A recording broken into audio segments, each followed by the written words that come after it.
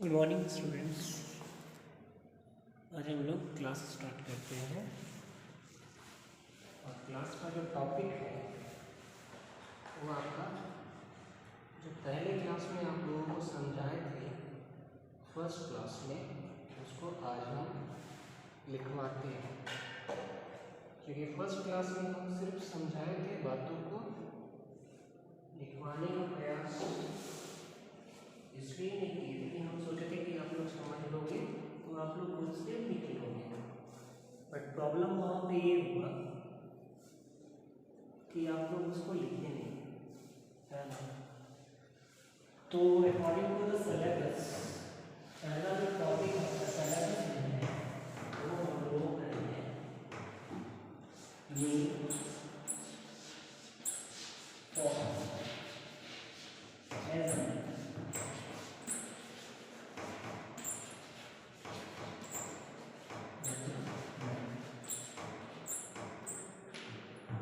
Class में हम इसके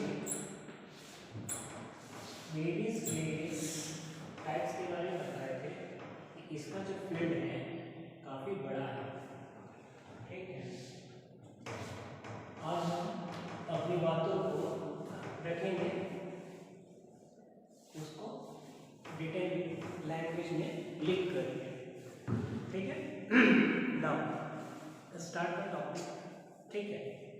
सो क्वेश्चन इस तरीके से पूछ सकता है कि why do we need measurement. Question इस तरीके से पूछ सकता है why do we need measurement, ठीक है। तो उस तरीके से हम लोग भी क्वेश्चन क्रिएट कर सकते हैं, ठीक है। Okay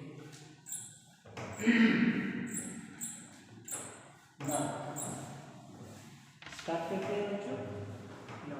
measurement is based on the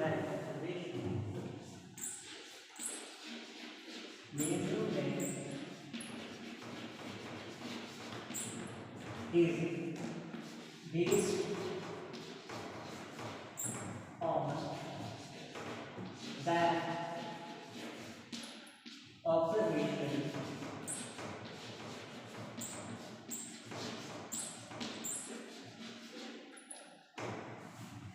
Measurement is based on that observation measurement is based on that observation by which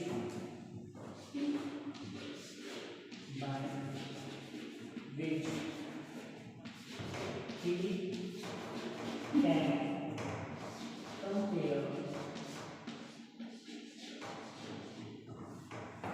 measurement is based on that observation by which we can compare a physical quantity physical quantity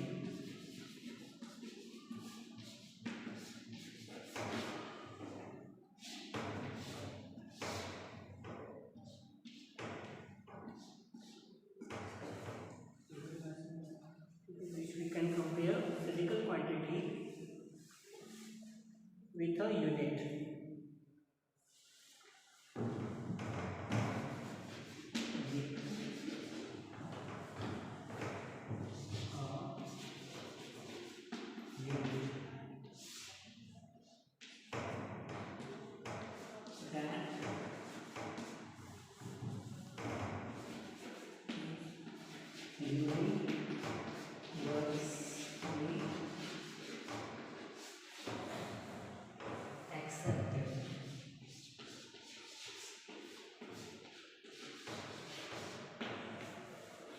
That is universally accepted for that physical quantity. So that physical quantity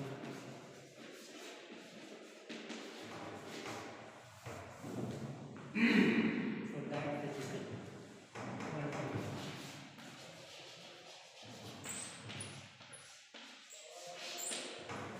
example के तौर पर जैसे कि हम कि अगर हम लोग से ये पूछा जाए कि आपका घर कहाँ पे है, ठीक है, तो आज से तकरीबन 100 साल पहले या 200 साल पहले अगर आप किसी से मुलाकात किए हुए रहते, आप यही बोलते कि मेरा घर बहुत दूर है, कोई ये बोलता कि मेरा घर थोड़ी दूर पे है, कोई ये बोलता कि मेरा घर तो बगल पे है, ठीक है। बट फिजिक्स इस लैंग्वेज को एक्सेप्ट नहीं करता है। आपको प्रिसाइसली ये बताना पड़ता है इसमें हम लोगों को कि एग्जैक्टली कितनी दूरी पे है, ठीक है। जैसे कि हम लोग मान लो अभी अगर लैंग्वेज में बोलते हैं कि हमारे अर्थ से मून कितनी दूरी पे है, तो अगर ये अगर आप बोल दोगे कि बहुत दूर है, ठीक है। फिर दूसरी बात हम लोग ये बोलते हैं हमारे अर्थ से सन कितनी दूरी पे है, आप लोग यही बात बोलोगे कि बहुत दूरी पे है। फिर अगर तीसरी बात में अगर हम ये पूछते हैं कि हमारे अर्थ से और हमारे गैलेक्सी से एंड्रोमेडा गैलेक्सी की दूरी क्या है, आप लोग उस बात में भी उस सेंस में भी यही बात बोलोगे बहुत दूरी पे है। बट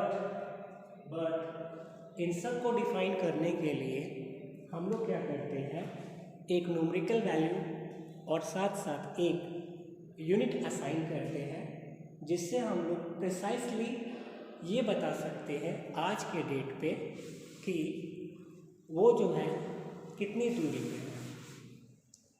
एग्जैक्टली उसी तरीके से जैसे कि मान लो हमारे रांची से हजारीबाग का डिस्टेंस क्या है, ये आप सबको पता है, ठीक है ना।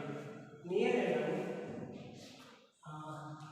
हम बस एक डाटा ले रहे हैं समझाने के पर्पज से कि 100 किलोमीटर है, ठीक है। हजारीबाग का कहाँ से, रांची से हजारीबाग का जो डिस्टेंस है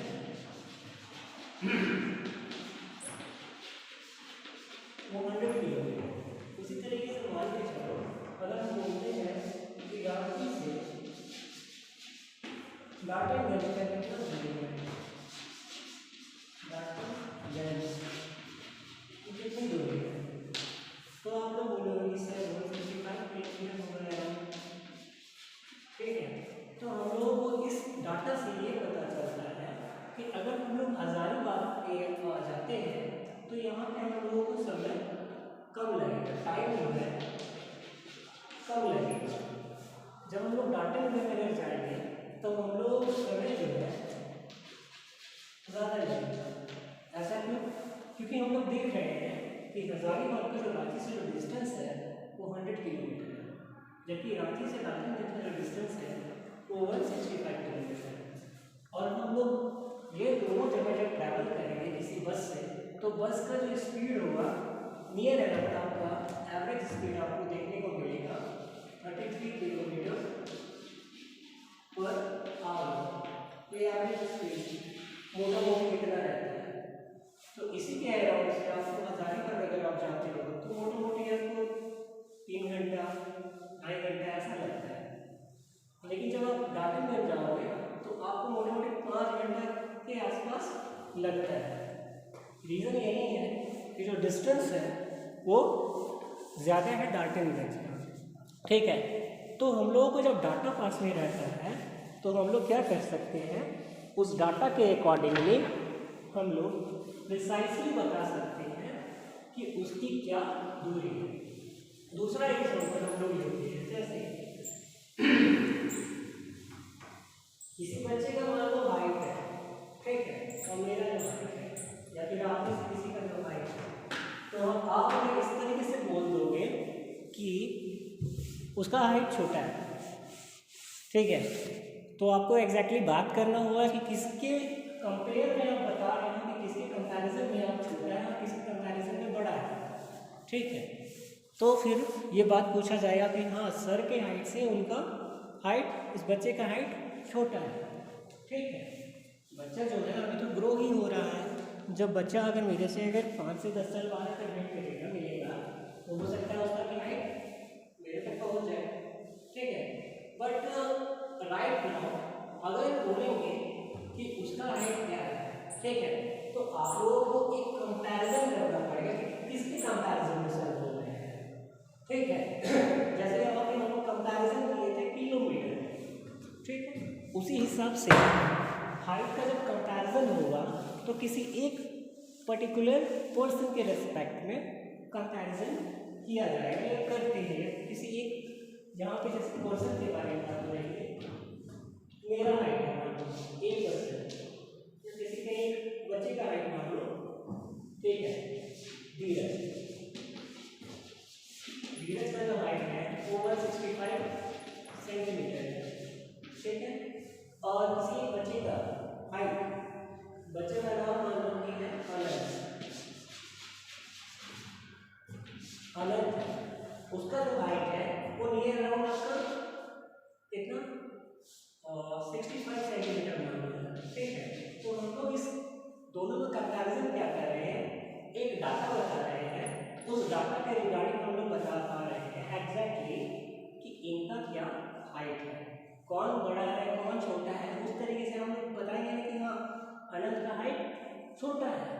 तो यहाँ पे हम लोग कंपैरिजन कर रहे हैं किसके रेस्पेक्ट में, धीरज के रेस्पेक्ट में, और एक डाटा भी बता रहे हैं। पहले तो हम लोग डाटा पता नहीं था तो ये छोटा है कि बड़ा है, वो दूर है कम पास है, ठीक है।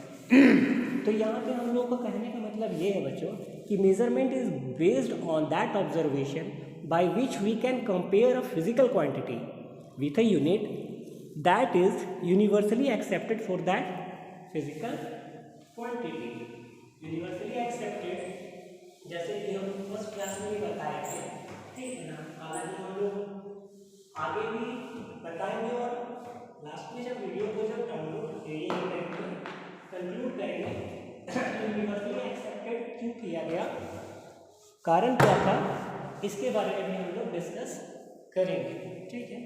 आगे हम लोग बढ़ते हैं। In science and engineering, in science and engineering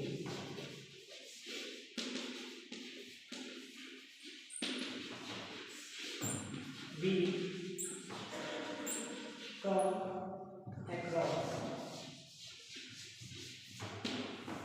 in science and engineering we come across various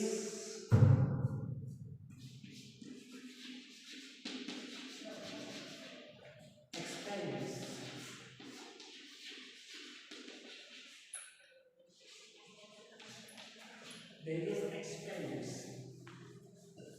in science we come across various experiments.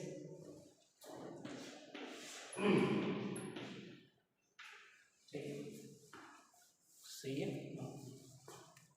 During experiment we have to take reading. During experiment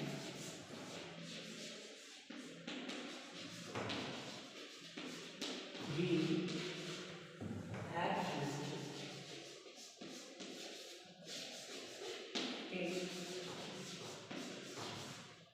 reading.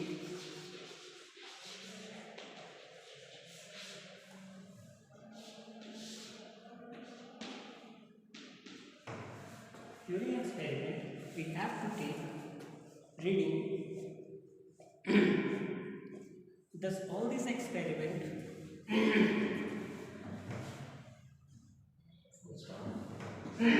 thus all this experiment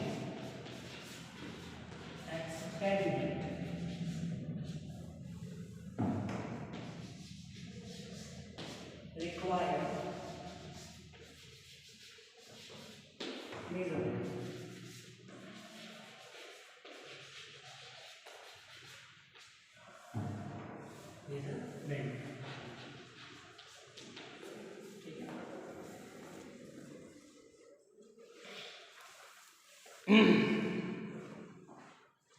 All this experiment require measurement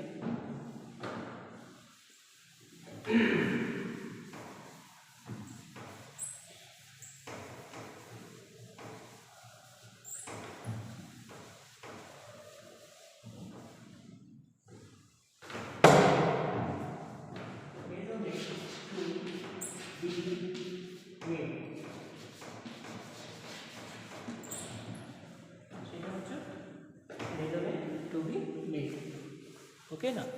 हम लोग जितने भी experiment करेंगे, ठीक है ना, science में हो या फिर इंजीनियरिंग के फील्ड में हो, तो वहाँ पे हम लोगों को एक्सपेरिमेंट करना रिक्वायरमेंट है हमारा, ठीक है ना। Because on the basis of that experiment हम लोग ये फाइंड आउट कर सकते हैं कि एग्जैक्टली हम लोगों का जो एक्सपेरिमेंट जिस पे कर रहे हैं वो कितना प्रिसाइज है। उसके लिए हम लोग क्या करते हैं, नोट डाउन करते हैं रीडिंग। जैसे कि कल हम लोग एक एक्टिविटी किए थे जिसमें हम लोग हाइट के बारे में बात कर रहे थे, 178.152 178.5 समथिंग, इस तरीके से। तो डिफरेंट हम लोगों को डिवाइसेस इक्विपमेंट्स दिया गया था, उसके अकॉर्डिंगली हम लोग हाइट का मेजरमेंट कर रहे थे। आप लोगों को होमवर्क भी हम दिए हैं एक, ठीक है, उसमें हम वेट के बारे में डिस्कस कर रहे थे कि एक ही हम लोगों के पास में बार है, एल्युमिनियम बार। अलग अलग ऑब्जर्वेशन जब हम लोग किए तो उसका जो ऑब्जर्वेशन करने पे अलग अलग रीडिंग आया। उस रीडिंग को हम लोग 3 बार 4 बार 5 बार 10 बार, जितने बार हम लोग ऑब्जर्वेशन करेंगे उतनी बार क्या होगा, वो प्रिसाइसली हम लोग डिफाइन कर पाएंगे कि एग्जैक्टली वो मेज़रमेंट हम लोगों का क्या आया है। और उस मेज़रमेंट के बेसिस पे हम लोग ये सामने वाले को बता सकते हैं, अपनी बात रख सकते हैं कि हाँ ये इसका प्रिसाइस डेटा है, इसकी एक्यूरेसी इतनी है, और हमारा जो डिवाइस हमको दिया गया था, ठीक है, उसमें एरर है या नहीं है। अगर एरर है तो उसमें एरर की संभावना कितनी है, वो रिज़ल्ट के कितने प्रिसाइस है, कितने क्लोज है ना, ये बात है यहाँ पे। ना बच्चों अब जो है हम लोग आते हैं, ठीक है ना, इसके आगे कंटिन्यू करते हैं, ठीक है ना।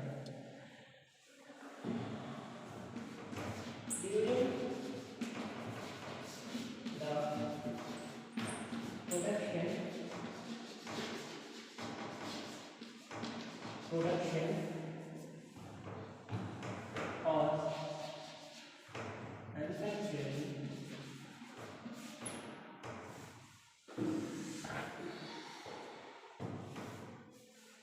during the production or manufacturing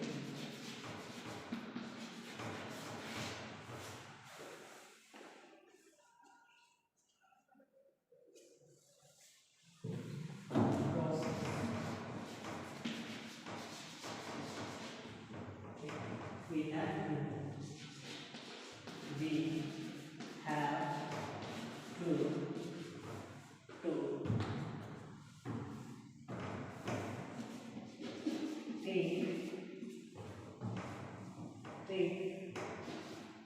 exactly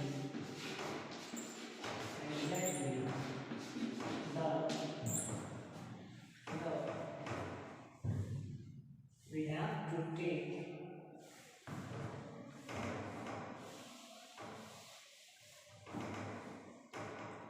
exactly the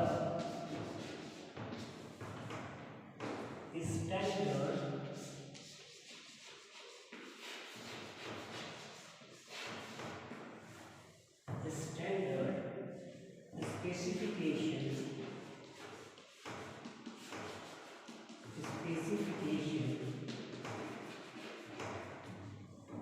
of the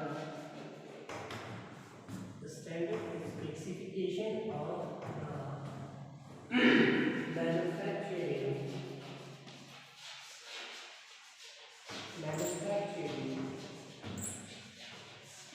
device so as to compatible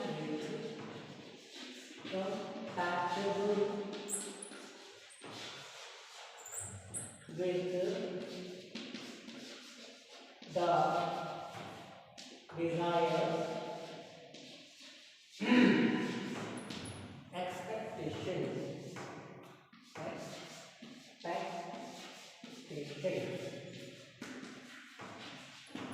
ठीक है, यहाँ पे कहने का ये तात्पर्य है बच्चों कि हम लोग देखते हैं कि अगर मान लो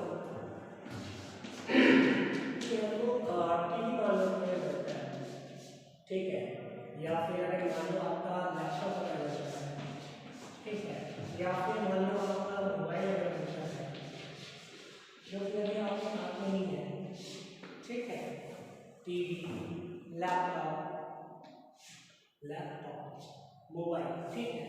तो हम लोग को इस पे क्या चाहिए कि अगर मान लो कि टीवी अगर है, ठीक है, उस टीवी को आपको दिखाई देता है कि उसका कितना ये है कितना क्या बोलते हैं एकदम रेजोल्यूशन कितना अच्छा है। जितना ज़्यादा रेजोल्यूशन होगा उस टीवी का, ठीक है ना, उसका मार्केट में रेट उतना ज़्यादा होगा, ठीक है। और ज़्यादा होने की वजह से क्या होगा, जो कंपनी बनाएगी उसको प्रॉफिट उसको उतना ज़्यादा होगा, ठीक है। बट इक्विपमेंट्स जो इसको यूज़ करना पड़ेगा उसको स्टैंडर्ड उसकी उतनी अच्छी रखनी पड़ेगी, ठीक है। जैसे कि अभी मार्केट में टीवी जो है ओनिडा का चलता है, सैमसंग का चलता है और किसका चलता है, एलजी का चलता है, ठीक है।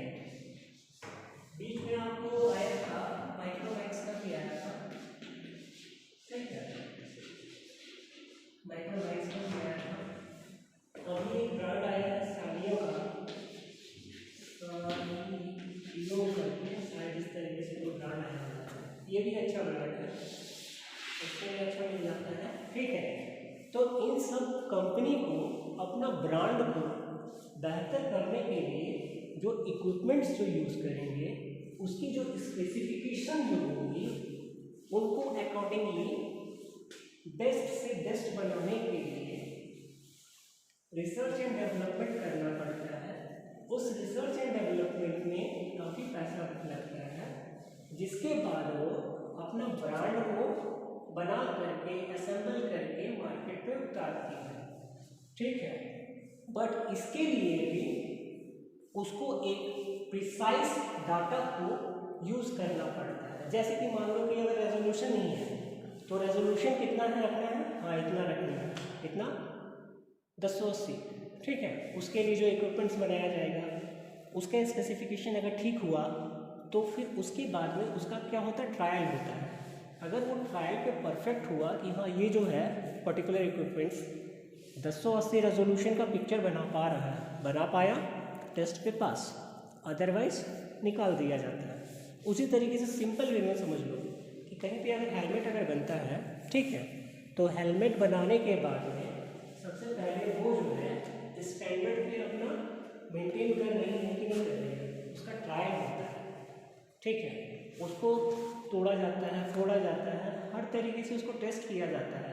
अगर टेस्ट में वो अपना क्वालिटी बरकरार रखती है, सारे कुछ भी उसका स्टैंडर्ड अगर सही रहता है तभी जाकर के मार्केट में उसको भेजा जाता है, अदरवाइज उसको डस्ट में या फिर क्या बोलते हैं डस्टबिन में डाल दिया जाता है, ठीक है बच्चों। थोड़ा सा हम इसको क्या करेंगे, एक और ये करेंगे, प्रिसाइज करेंगे, बट हम थोड़ा सा लिख लेते हैं, ठीक है। पहले आप लोग इतना लिखो,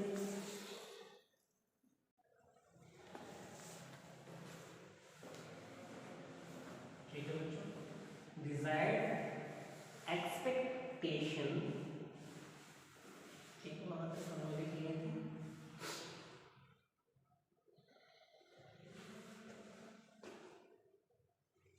Thus measurement is necessary. Thus measurement is necessary.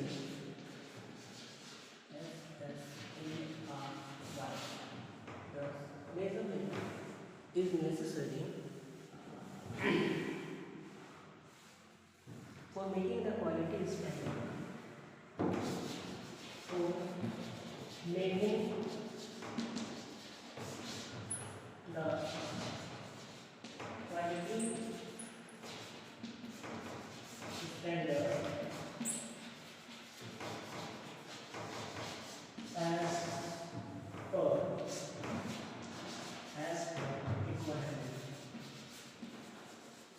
requirement. जैसे कि एक एग्जाम्पल अभी एक और ले लो,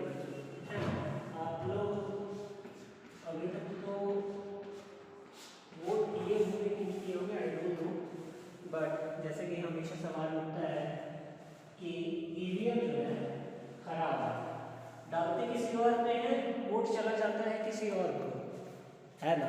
ये सब हारने का बहाना है और कुछ नहीं है, ठीक है। होता क्या है, वो एक मशीन है, ठीक है। उस मशीन में हम लोग क्या करते हैं, उसको इस तरीके से बनाया गया है, ठीक है, कि अगर मान लो आपको किसी एक पर्टिकुलर पार्टी को अगर वोट करना है, पर्टिकुलर वोटिंग पार्टी में एक पर्सन होंगे, उसको अगर आपको वोट करना है तो होता क्या है, उस पर उसका इस तरीके से बनाया गया है, काफ़ी ज़्यादा उस पर रिसर्च करके उसको बनाया गया है। क्या रहता है कि यहाँ पे एक आपका नाम रहता है, पार्टी का नाम रहता है, जो कैंडिडेट खड़ा हुआ है उसका नाम रहता है, ठीक है, ये नाम रहता है, उसके बगल में बटन रहता है, अगला पार्टी उसका बटन, अगला पार्टी उसका बटन। हम लोग जाते हैं काउंटर पे, देखते हैं कि किस पार्टी को हम लोग को वोट करना पड़ता है, ठीक करना है, उसको हम लोग प्रेस करते हैं। प्रेस करने के बाद में हम लोगों के सामने में एक वीवीपैट है, वीवीपैट, ठीक है।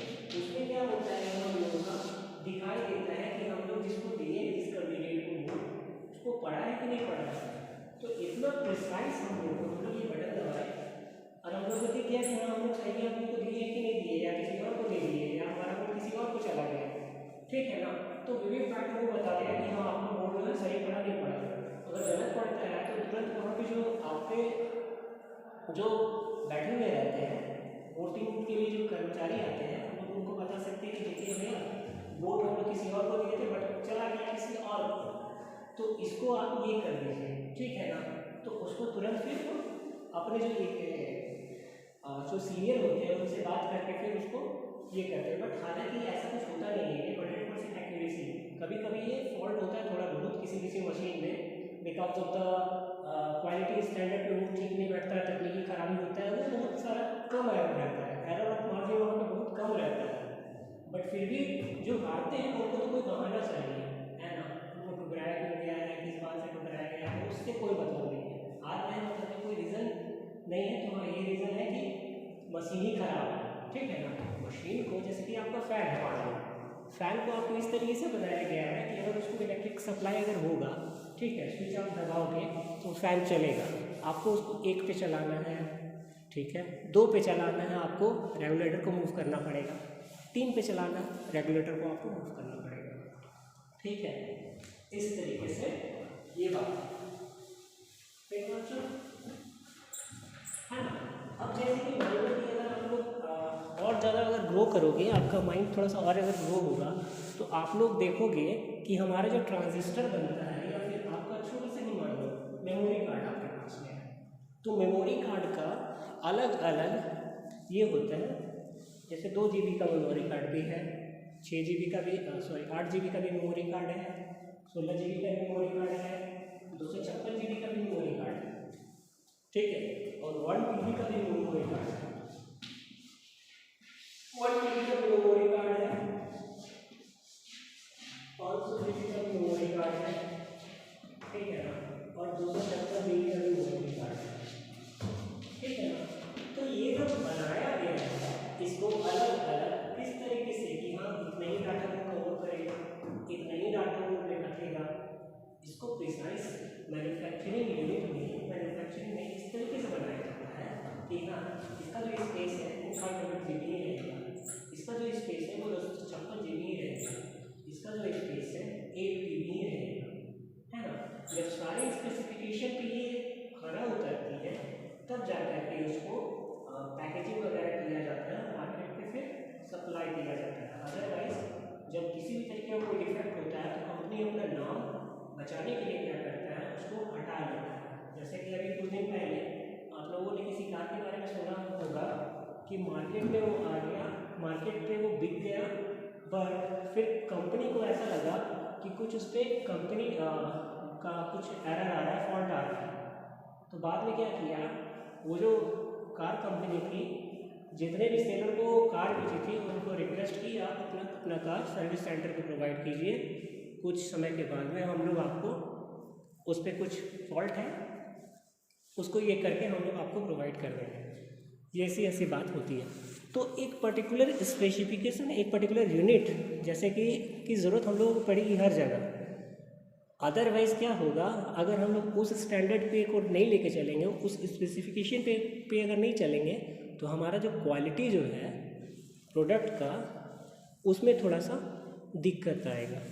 ठीक है,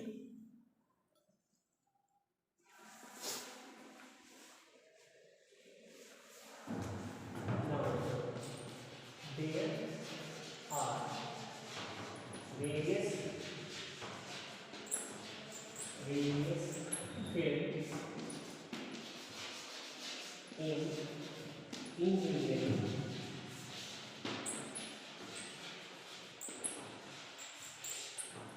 where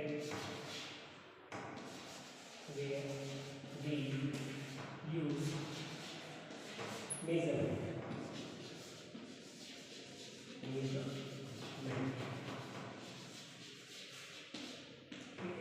सबसे पहले तो ये होगा हम लेकर के चलते हैं ऐसे, ठीक है ना, ऐसे नहीं पहले ही होगा मैकेनिकल ठीक है। अब मैकेनिकल का भी अलग अलग ब्रांच हो जाएगा बच्चों, ठीक है। जैसे कि मान लो कि अगर आपका कार अगर बनता है, ठीक है ना, तो कोई बनाने वाला कोई मैकेनिक रहेगा, ठीक है ना, उसका जो इंजन होगा, इंजन के लिए कोई एक अलग मैकेनिकल इंजीनियर होगा, ठीक है। फिर उसका जो लाइटिंग होगा उसके लिए एक अलग इंजीनियर होगा, उसका जो बॉडी स्ट्रक्चर है उसको बनाने के लिए भी कोई अलग मैकेनिकल इंजीनियर होगा, ठीक है। उसका बॉडी के पार्ट्स को स्ट्रक्चर करने के लिए, असेंबल करने के लिए एक अलग मैकेनिकल इंजीनियर होगा, ठीक है ना। अलग अलग पार्ट्स को बेस्ट से बेस्ट बनाने के लिए अलग अलग मतलब अपने अपने फील्ड में वो सारे महारथी हो इस तरीके से। जैसे कि मान लो आपका कोई डॉक्टर है, तो डॉक्टर जो है किसी एक फील्ड पे ही वो क्या करता है, अपना पूरा ये तोड़ देते हैं। जैसे हार्ट स्पेशलिस्ट, ब्रेन स्पेशलिस्ट, ठीक है ना, फिर से आपका डेंटिस्ट, अलग अलग मतलब अलग अलग फील्ड पे अपना पूरे तरीके से स्पेशलिस्ट रहता है। उसी तरीके से हमारा जो कार होगा उसके अलग अलग पार्ट्स हैं, उसके अलग अलग पार्ट्स के अलग अलग स्पेसिफिकेशन होगा, अलग अलग रिक्वायरमेंट होगा कि कार मान लो कि अगर 180 की स्पीड से चलाना है तो उसकी इंजन की पावर हम लोगों को किस तरीके से बेस्ट बनाया जाए ताकि हम लोग कार की जो स्पीड जो है 180 किलोमीटर तक रख सकें, और उसकी RPM स्पीड कितनी रहनी चाहिए, उसकी हॉर्स पावर क्या रहनी चाहिए, अगर कार में जो सवारी करेंगे उसका कितनी सवारी आदमी बैठ पाएंगे, डिज़ाइन किस तरीके से करेंगे कार को, है ना, अलग अलग पार्ट्स के लिए अलग अलग, ठीक है ना। अब जैसे कि आपका एक एयरक्राफ्ट हम लोगों का भारत आया था, कौन सा एयरक्राफ्ट आया था, राफेल, कहाँ से आया था, फ्रांस से, ठीक है ना। तो फ्रांस से आया था, लाने का कारण इसको क्या था, लाने का कारण ये था हमारे जो एयरफोर्स वाले हैं, ठीक है ना, आर्मी के एयरफोर्स वाले जो है उनको ज़रूरत पड़ी, क्योंकि हमारा जो टेक्नोलॉजी है, ठीक है ना, थोड़ा सा उतना ज़्यादा एडवांस नहीं है, हमारे एयरफोर्स को इसकी रिक्वायरमेंट थी, और भारत को अभी रिसर्च एंड डेवलपमेंट में इस फील्ड में थोड़ा सा और करना होगा, बट अभी तुरंत की रिक्वायरमेंट थी, इसीलिए फ्रांस से एक समझौता हुआ, और समझौते के आधार पे राफेल हम लोगों को देने की बात हुई, ठीक है।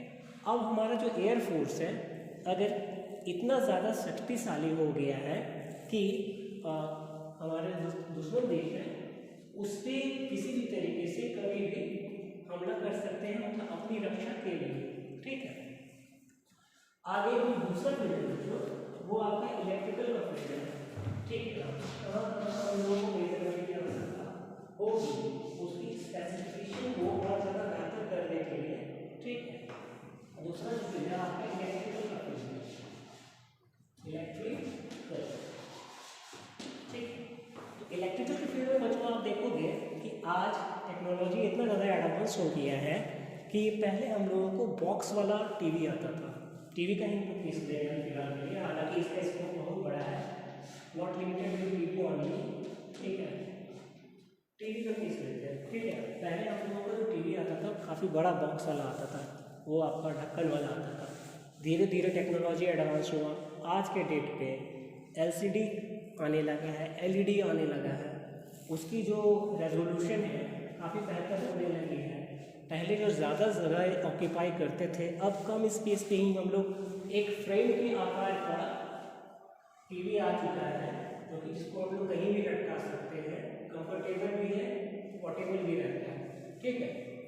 लैपटॉप जो है, लैपटॉप का आकार भी छोटा कर दिया गया है, और छोटे से छोटा, क्योंकि टेक्नोलॉजी एडवांस हो रहा है, ठीक है। अब जो है एडवांसमेंट इतना चला गया है बच्चों कि आप जो है रिमोट का यूज़ करके अगर आप अपना घर का फैन चला सकते हो, ठीक है, अपना वॉशिंग मशीन चला सकते हो, ठीक है, किसी दूसरे रूम में क्या चल रहा है वो आप सीसीटीवी कैमरा के थ्रू देख सकते हो, आपके घर के नीचे में क्या चल रहा है वो आप सीसीटीवी कैमरा के ज़रिए देख सकते हो, ठीक है। ये सारा कुछ है इलेक्ट्रिकल एडवांसमेंट के चलते हो रहा है, बट प्रिसाइसली हम लोगों को इक्विपमेंट्स को बेहतर बनाने के लिए कि उसको कितना साइज रखना पड़ेगा, ठीक है, कौन सा हम लोग को ट्रांजिस्टर यूज़ करना पड़ेगा, उस ट्रांजिस्टर का वैल्यू क्या होना चाहिए, ठीक है। अगर हम लोग कैपेसिटर अगर यूज़ कर रहे हैं तो उस कैपेसिटर की पर्टिकुलर वैल्यू क्या होनी चाहिए, ठीक है। फिर उसी तरीके से मान लो कि अगर किसी तरीके से अगर हम लोगों का अगर फॉल्ट अगर पड़ता है तो उसके ट्रांजिस्टर का लोड किस पे हम लोग देंगे ताकि आगे कुछ खराब ना हो, कौन सा गेट हम लोग इस्तेमाल करें। गेट मतलब 3 तरीके का गेट होता है, वो आप इलेक्ट्रॉनिक्स में पढ़ेंगे, ठीक है ना, not gate, nor gate, and gate, ठीक है। और भी गेट होता है नैंड गेट जो कि यूनिवर्सल गेट होता है, एक्सॉर गेट, वो सब बाद में आप लोगों को पढ़ना है, ठीक है। दूसरा प्रश्न ये होगा आपका इलेक्ट्रिकल का, तीसरा जो होगा आपका सिविल का। आप देखते हो कि जो भी सिविल इंजीनियर होते हैं किसी बिल्डिंग को अगर बनाते हैं तो काफ़ी ज़्यादा उसको मजबूती देने के लिए अलग अलग अपने स्पेसिफिकेशन के हिसाब से सीमेंट यूज़ करते हैं, अलग अलग प्रोडक्ट यूज़ करते हैं। क्यों? क्योंकि जो बिल्डिंग है उसका मजबूती बरकरार रखते हैं, है ना। अलग अलग देशों में आप लोग देखोगे कि टूल अगर बनता है, ठीक है, उसका जो आर्किटेक्चर होता है अलग अलग तरीके से। अभी भी भारत में रिसेंटली काफ़ी टूल बने हैं, ठीक है ना, उसको अगर आप देखोगे तो काफ़ी अच्छा लगता है आपको, ठीक है। जैसे कि मान लो कटरा आपका था, मतलब कि हमारा जम्मू कश्मीर में जो वैष्णो देवी का जो मंदिर है, ठीक है, एक साइड है उसको काट करके बना करके फिर ताकि जो डिस्टेंस जो पहले कवर करता था उसको कम करने के लिए क्या किया गया, जो आपका पहाड़ था उसको काट करके, ठीक है, अंदर से ले जाना पड़ा। उसके लिए किसकी जरूरत पड़ी, सिविल इंजीनियर के लिए, कि हाँ अगर इस तरीके से अगर काटेंगे तो जो पत्थर या पहाड़ जो है वो गिरेगा तो नहीं, किस तरीके से काट करके अंडरग्राउंड ही हम लोग ले चले, ठीक है ना। तो अलग अलग इंस्ट्रूमेंट यूज़ करके पत्थर को पहाड़ को काटा गया, ठीक है, फिर अंदर लिया गया, ठीक है।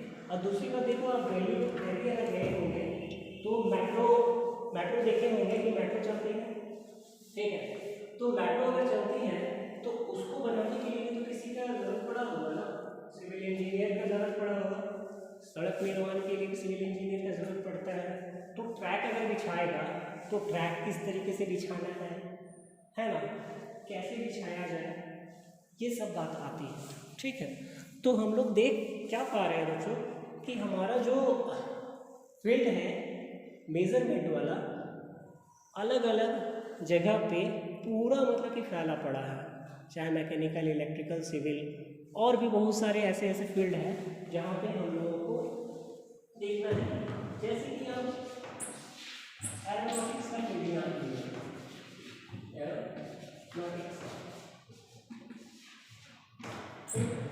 एरोनॉटिक्स के फील्ड में क्या होगा कि जैसे कि मान लो कि आपका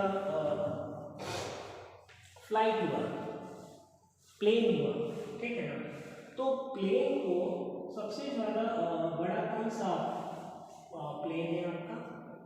अभी जो है बोइंग करके देखना आप लोग, अगर हम गलत है तो बताना मेरे को भी, ठीक है ना। बोइंग 787 करके कुछ है, ठीक है ना। इसका साइज काफ़ी ज़्यादा बड़ा है, ठीक है। और हम लोग जो है इसको बनाने के लिए, इसको मैन्युफैक्चर करने के लिए एक अलग मैकेनिकल ये की यूज पड़ती है इंजीनियर की, ठीक है। इसको पास करने के लिए हम एरोनॉटिकल मेंटेनेंस इंजीनियर का एग्जामिनेशन होता है अंदर, ठीक है।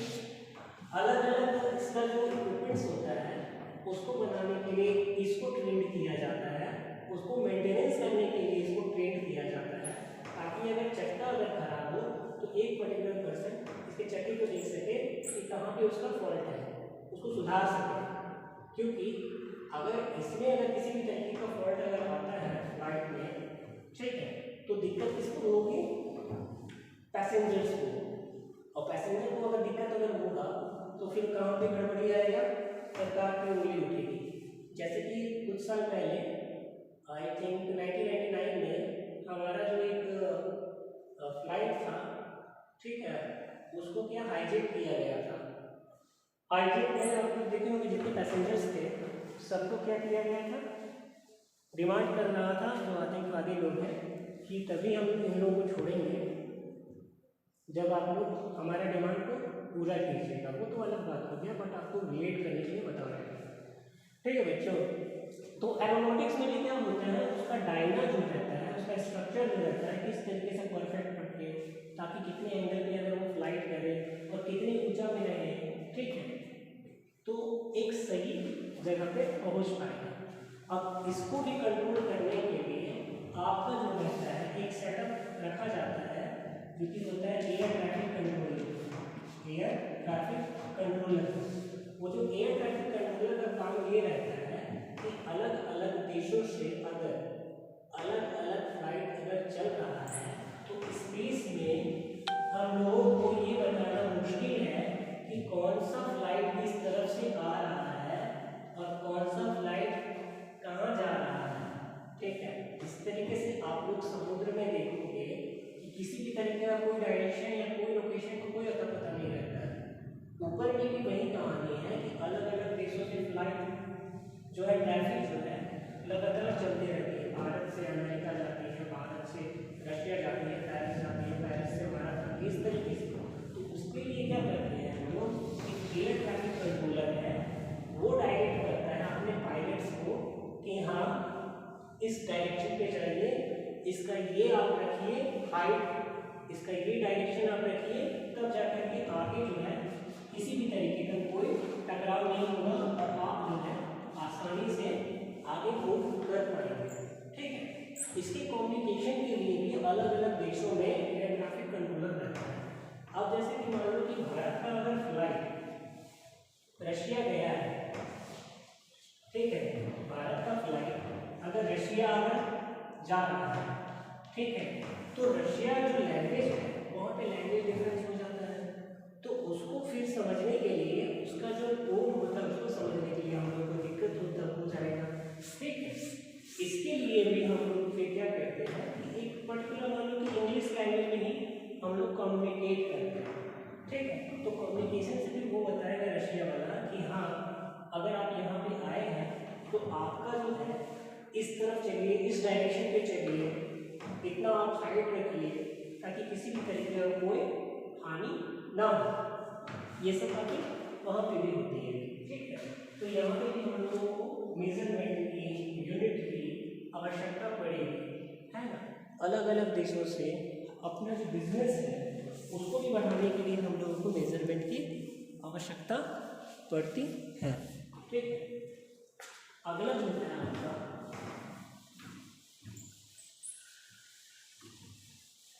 अगला जो आता है वो मैन्युफैक्चरिंग यूनिट,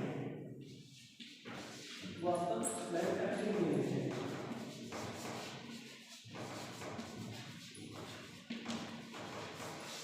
मैन्युफैक्चरिंग यूनिट जैसे कि पता है बच्चों कि अगर मान लो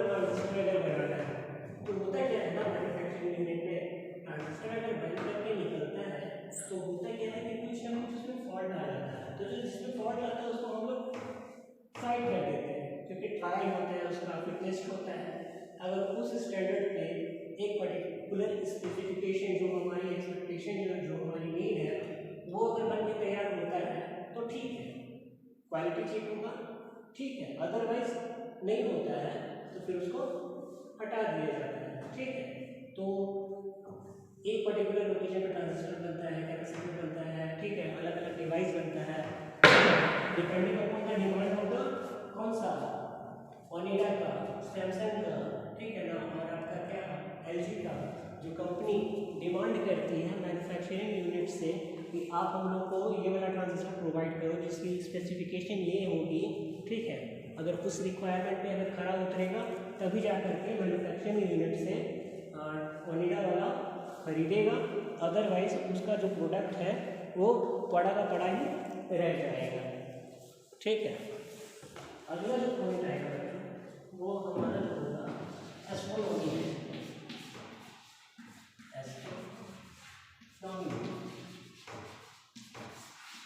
एस्ट्रोनॉमी में होगा क्या बच्चों कि आप देखते हो कि स्पेसशिप जाता है ऊपर में, स्पेस साइंटिस्ट भी जाते हैं, किस लिए जाते हैं वहाँ पे, घर बसाने के लिए तो नहीं जाते हैं, कोई ना कोई जानकारी हम लोगों को लेने के लिए जाते हैं, ठीक है। फिर जानकारी ले करके कुछ दिन बाद वहाँ से वापस आते हैं, ठीक है। अब तो ऐसा बताया जा रहा है कि हम लोग जो है स्पेस में हम लोग अपना एक घर बसाने को जा रहे हैं, भविष्य में ऐसा होने को भी है। तो इससे भी चर्चा हो रही है, भारत भी अपना एक स्पेसशिप भेजने को है जल्दी नियर फ्यूचर में, ठीक है। बट इसके लिए भी आपको मेजरमेंट की आवश्यकता पड़ेगी। आप लोग जानते हो कि कुछ सालों पहले हम लोगों नासा ने तो अभी हाल में हमारा एक और साइंटिस्ट थी जिनका नाम अभी मेरे को याद नहीं आ रहा है, वो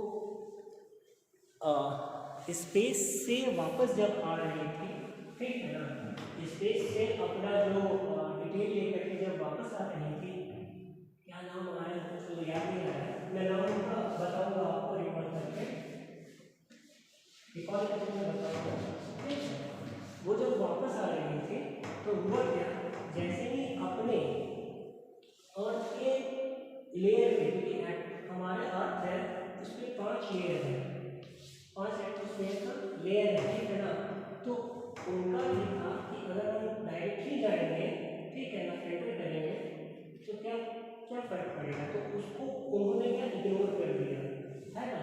जबकि साइंटिस्टों का ये कहना है कि आप अगर अपने एटमॉस्फेरिक लेयर पे अगर एंटर करेंगे एक पर्टिकुलर एंगल से आपको एंटर करना पड़ेगा, अदरवाइज क्या होगा कि अगर आप एंटर करोगे तो फ्रिक्शन की वजह से क्या होता है, घर्षण होता है, और उस फ्रिक्शन की वजह से क्या होगा कि वो एक जैसे माचिस का तीली को अगर आप ये करोगे तो उस पर लाइट फेंकता है ना, तो वहाँ पे भी वही हुआ, उस पर्टिकुलर एंगल पे ना आ करके वो डिफरेंट एंगल पे आप एंटर कर गए, जिसकी वजह से वो हमारा जो स्पेसशिप था, ठीक है ना, जो कि नाम को याद नहीं आ रहा उनका साइंटिस्ट का, ठीक है, हम बताएंगे। मैटर यहाँ पे ये करता है उस पर्टिकुलर एंगल पे नहीं आता कि वो दूसरे एंगल पे है, जिसकी वजह से वो ब्लास्ट हो गया, ठीक है। और जो नासा की एक साइंटिस्ट थी, है ना, जो कि actually Indian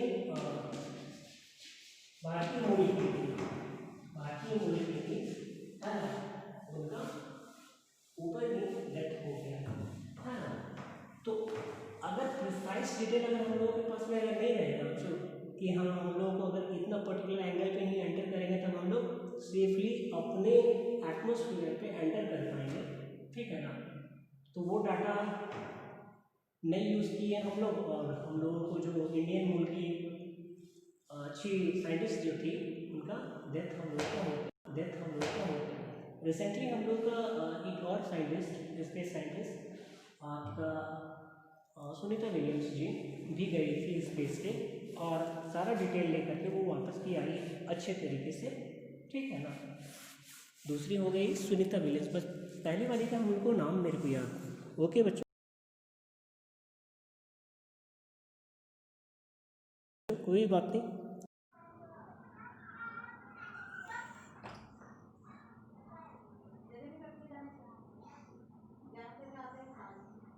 She is Kalpana Chawla.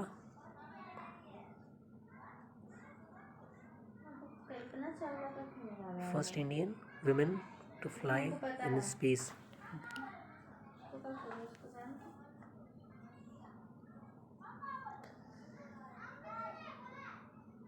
She studied astronomical engineering from Punjab College.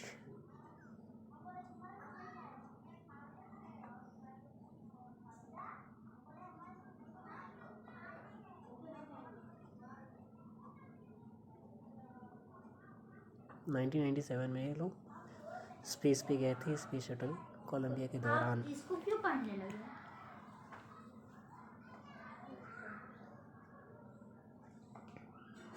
16 day का फ्लाइट था वो क्रू मेंबर के साथ में, बट हमारे एटमॉस्फेयर पे जो भी जैसे एंटर किया वो शटल टूट चुका था, ब्रेक हो चुका था।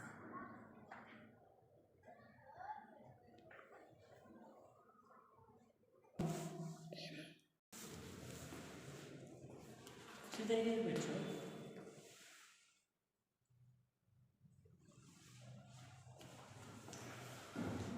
यहाँ तक और जो 6 पॉइंट्स तो हम लोग को पता चल गया। उसके बाद हम लोग लिखेंगे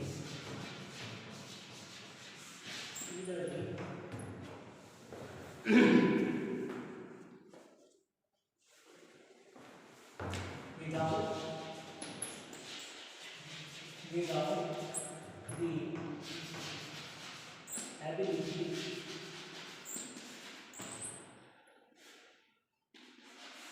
to measure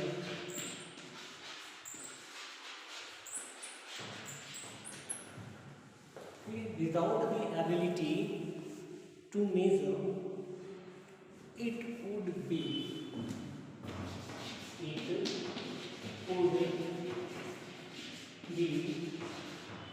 difficult for all of us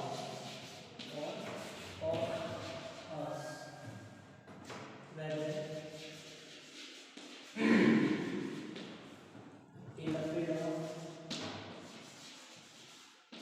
in the field of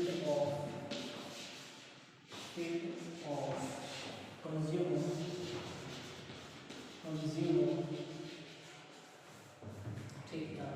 और scientist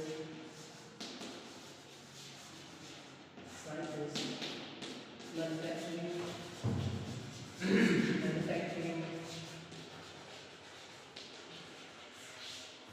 plant,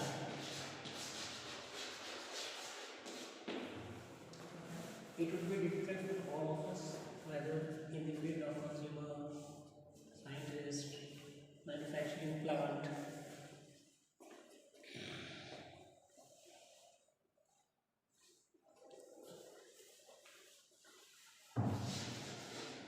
to conduct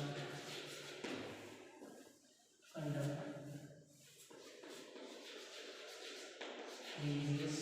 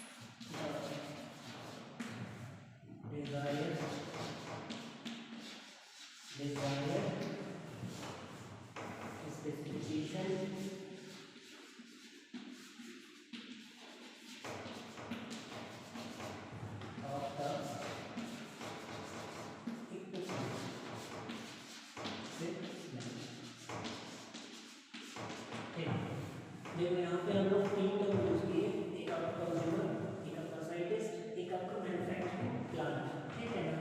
तो रेस्पेक्टिवली कंज्यूमर मान लो कि हम लोग ऑब्जर्वेशन करते हैं, जैसे कि हम लोग स्टूडेंट्स हैं, ठीक है, ऑब्जर्वेशन करते हैं। साइंटिस्ट क्या करेगा तो उसको एक्सपेरिमेंट करेगा, ठीक है। मैन्युफैक्चरिंग प्लांट वगैरह आएगा, ठीक है। तो depending upon the requirement of Onida, Samsung, LG, है ना, एक पर्टिकुलर इक्विपमेंट उसको बनाने को बोला जाएगा और वो कंपनी द्वारा बताए गए स्पेसिफिकेशन के, है ना, का नहीं बनाएगी तो उसका जो ट्रांजिस्टर है, कैपेसिटर है, रेजिस्टर है, वो कंपनी उसको खरीदेगी नहीं, और नहीं खरीदेगी तो फिर इसका जो बनाया हुआ जो सामान है वो डस्ट में चला जाएगा और नुकसान किसको होगा, इसको नुकसान होगा, मैन्युफैक्चरिंग प्लांट को नुकसान होगा, ठीक है बच्चों, है ना।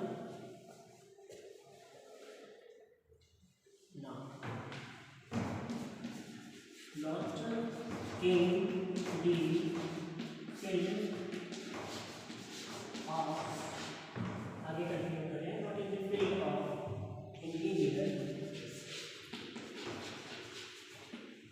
not in the field of engineer,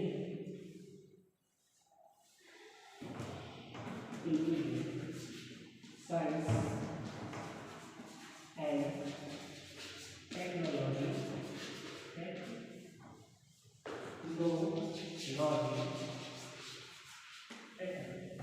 it is also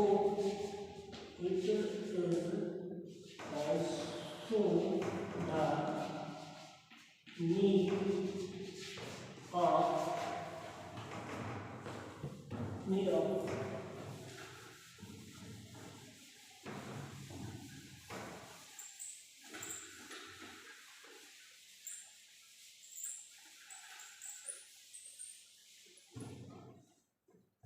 need of need of the hour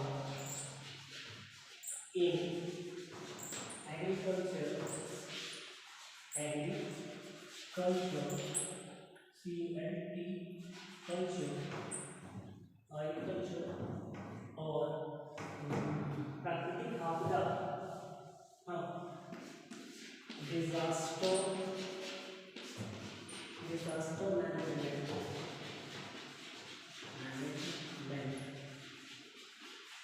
management as जैसे कि जो हम लोगों का देश जो है हमेशा प्राकृतिक आपदा से घिरा हुआ रहता है, ठीक है। इसमें हम एक वीडियो अपलोड करेंगे जो कि आपका उत्तराखंड का जानकारी आपको बताएगा। उसमें क्या है कि हम लोगों के IAS है जिनका नाम है दीपक रावत जी, उन्होंने क्या किया था, जो हमारा जो द्रोण है ना, उसकी सहायता से उन्होंने क्या किया कि उस द्रोण को खरीदा, भारत के वैज्ञानिकों से बोला कि ऐसा ऐसा बात है कि हमारा जो क्षेत्र है वो हमेशा प्राकृतिक आपदा से घिरा हुआ रहता है, तो आप कुछ ऐसा हम लोगों को बना करके दीजिए कि जहाँ पे हम लोगों का जो फोर्स, पुलिस कर्मचारी नहीं जा सकते हैं, उस ड्रोन की मदद से हम लोग उसको भेज करके किस जगह पे कितना क्या हानि हुई है उसकी जानकारी ले करके सफिशिएंट अमाउंट में हम लोग उसकी मदद करने को जा सके।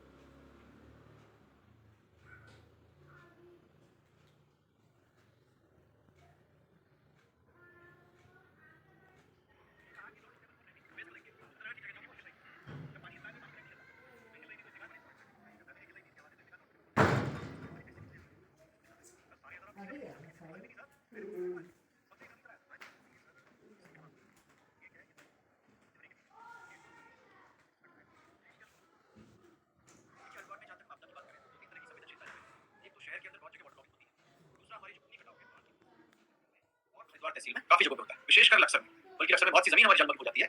इसके लिए बहुत जरूरी है कि हम एडवांस में एक तो सर्वे कर लें कि पानी कितना बढ़ रहा है, कब बढ़ रहा है, किस दूरी तक बढ़ रहा है, कहाँ जमीनें कट रही हैं, किस प्रकार से राहत भिजवानी है। इस मामले में ड्रोन्स हमारे लिए काफी सहायक होंगे।